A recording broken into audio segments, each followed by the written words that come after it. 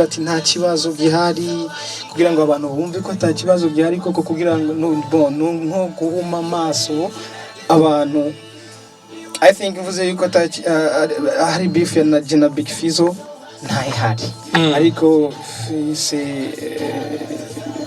aho ni muri langage ya diplomasi nkuko kugira we yashobora kuza akayivuga uko kugira ngo abantu batamubona nabi cyangwa batambona nabi bizuko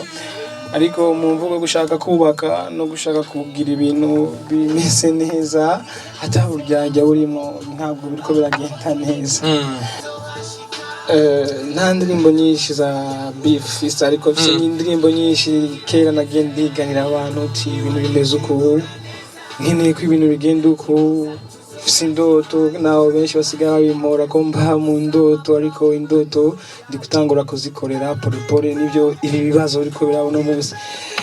ushize kuri passion kugira ati urakuze uko mutu mukubwa unapasha utengeneze vitu zako ibintu byawe ko mustari neza kugira ngo ejo abana bawe bazovuke bavuge ati papa dusigiye ibi cyangwa mama dusigiye ibi. Ataka artist Burundi cyangwa umuntu wese mu buzima muri societe hose umuntu wese bagomba gutegura ibintu byiwe neza ni amasije atandukanye Bujumbura so nawe urumva struggles of music Bujumbura so hagarara shinga imizite biteka nabawe tukuri inyuma ni question yo gukunda igihugu ni question ya patriotisme. La nouvelle génération dukora umuziki dushiramo imbere patriotisme ni nkuko nabandi boririmba baririmbye ibintu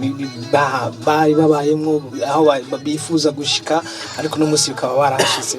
ni zimwe mu ngendo muririmbya cyangwa mu zira muririmbya cyagenda cyangwa biragaragara yuko Sadbi afise ama hit song nyinshi cyane ubunye kuri ko arumviriza Sadbi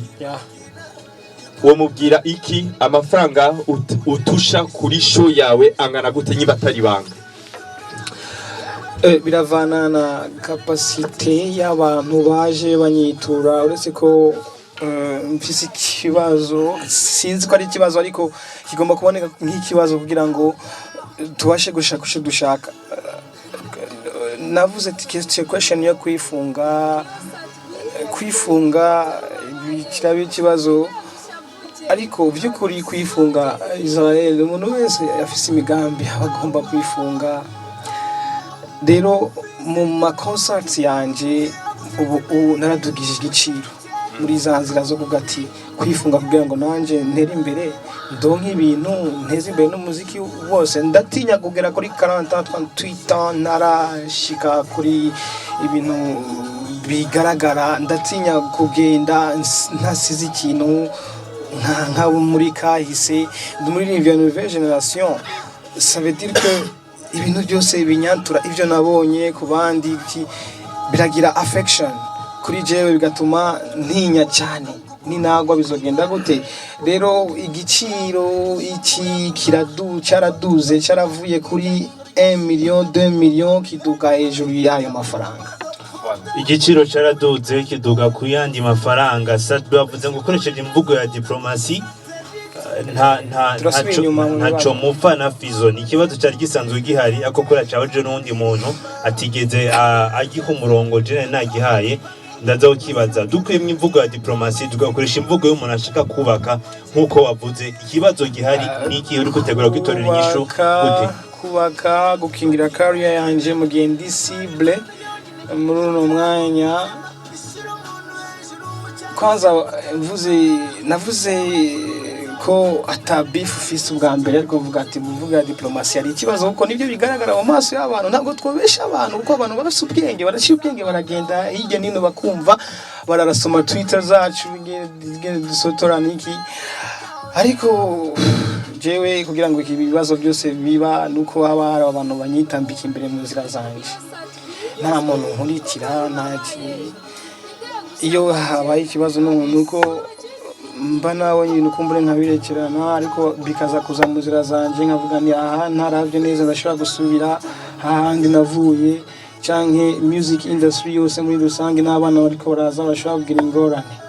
ugasanga harabayeho kugira ngo umuntu ashire kuri ibintu ahabona kugira ngo ibitoregwe inyishu ko ni imyaka myinshi cyane abantu uravye generation zitandukanye. Iyi generation abaririmbyi benshi bagiye bagiriranira ibibazo, ugasanga babigiraniye n'umuntu umwe, ariko ntibumvirwe ahanini, ntibumve ikibazo kiva. Deja source y'ikibazo niyo turiko turarondera no munsi, aho ikibazo kiva muri music industry, ari ikibazo kiri kote y'abaririmbyi, ari ikibazo kiri kuri kote ya journalist, ari ikibazo kiri kote y'abakuri kote y'abafan, tukagerageza kukironderera inyishu. Hirya y'ejo ngira murashaka kumbaza ibindi bibazo byose mwifuza, ariko hirya y'ejo harabaye ikintu nacyo mugishigiko mumbaze, nta kibazo ndishura. Yes, about jena nujya mu bivuga ko fisande na beef. Iyo twovuga ikintu nga turi ku radio, ntago umuntu ashoka avuga ibintu kuko n'uguri kwinshi kuragira icyo kwishi. Niyo gituma urabona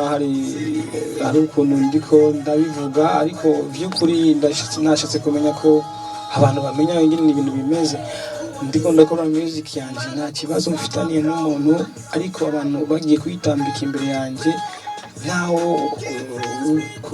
ntawo umuntu yoba hari Michael Jackson ushaka gukora ubuzima bwanje hasi. Ndareyagisa parce que ndi umuntu nanje nyine kubaho, kandi navuye ahantu habi cyane, nshaka gushika ku yindi ntambwe. Nukuri muri iyo minsi mumaze iminsi mubona challenge nyinshi,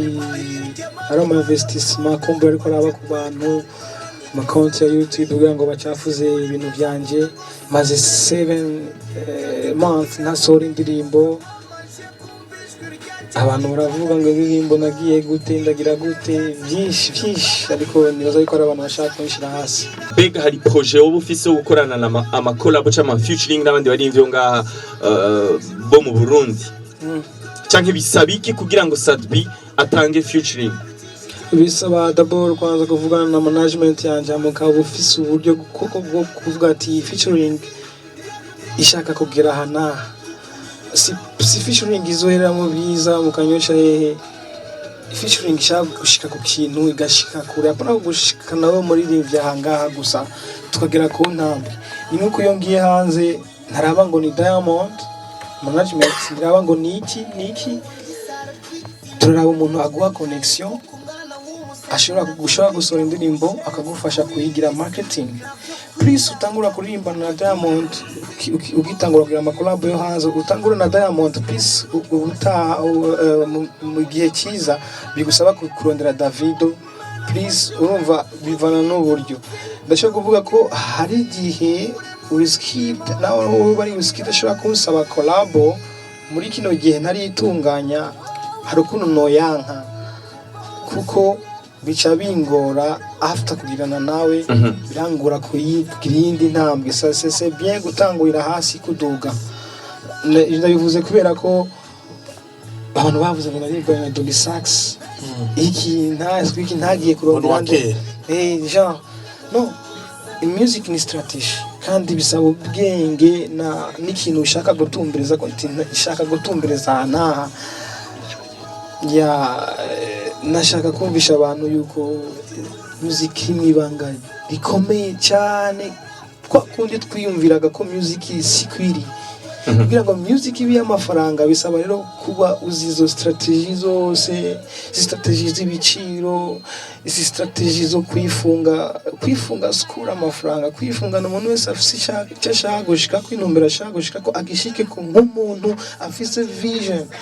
I don't have money, okay, but ndafise imigambi myiza n'imigabo, iyo nituma nifunga, kandi iyo niyo mafaranga yose. Ntagiye ndiyemera, ntagiye mvuga za mvugo zo kuvuga ati urabaza hahana baranzi je ndinaka, za mvugo zo kuvuga ati maze imyaka myinshi muri industry, kuko ubu no gukora nakazi, abantu barabira umuntu ku kazi. Don't ngo nduko natanguye for so long, hakaza umwana ndisati be akankoma mu mwiki baza ankome mbyuke nkore. Inyigisho ziri mu muziki ni nyinshi. Music irashobora kwigisha kuba nabi mu gihe ugitangura, arrogance,